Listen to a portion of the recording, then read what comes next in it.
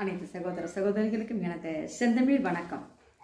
இன்னைக்கு பீஷ்மர் கோவில் அப்படிங்கிற தலைப்பில் இச்சா மிருத்யு அப்படிங்கிறது தான் நினைக்கும் நாளில் மரணமடைய வேண்டும் என்ற வரம். இந்த வரத்தை பெற்றவர் பீஷ்மர். மகாபாரதத்தில் இவர் மிக முக்கியமானவர். சாந்தனு என்ற குருகுல மன்னனுக்கும் கங்காதேவிக்கும் பிறந்தவர். பீஷ்மர் சந்தர்ப்ப வசத்தால் தாயை இழக்க தந்தையின் பாதுகாப்பில் வளர்ந்தார். சத்யவதி என்ற மீனவ பெண்ணை இரண்டாம் திருமணம் செய்ய விரும்பினார் மன்னர் சாந்தனு. ஆனால் மீனவ பெண்ணின் தந்தை தன் மகளுக்கு பிறக்கும் மகனுக்கே பட்டம் சூட்ட வேண்டும், மூத்த மகனுக்கு பட்டம் சூட்டக்கூடாது என்ற ஒரு நிபந்தனையை விதித்தார். அதை ஏற்றுக்கொண்ட மன்னர் தன்னுடைய மகனிடம் கூறும்போது தந்தையினுடைய விருப்பத்திற்காக இந்த நிபந்தனையை ஏற்றார் பீஷ்மர். காலம் முழுக்க பிரம்மச்சரியத்தை கடைபிடிக்க சம்மதித்தார். பீஷ்மருக்கு அதுவரை தேவவிரதன் என்ற பெயரே இருந்தது. கடுமையான இந்த நிபந்தனையை ஏற்றதால் பீஷ்மர் என பெயர் பெற்றார். பீஷ்மர் என்றால் அதிபயங்கர சபதம் எடுத்தவர் என பொருள்.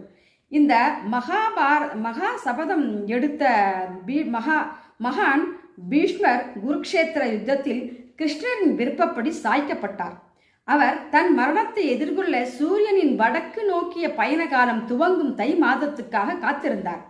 அவர் மரணம் அடைந்த நாளையே பீஷ்மாஷ்டமி என்பர். தந்தைக்காக திருமணம் செய்யாத இவருக்கு பிள்ளை இல்லை என்பதால் இந்த உலகத்தில் உள்ள அனைவரும் அவருக்கு தர்ப்பணம் செய்யும் வழக்கம் ஏற்பட்டது.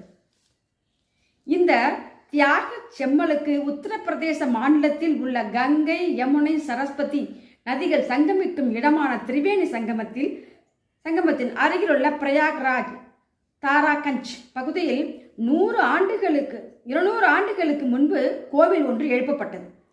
இந்த கோவிலின் மூலவர் பீஷ்மர். அம்பு படுக்கையில் அவர் படுத்தபடி இருக்கும் அற்புதமான சிலை கோவிலில் உள்ளது.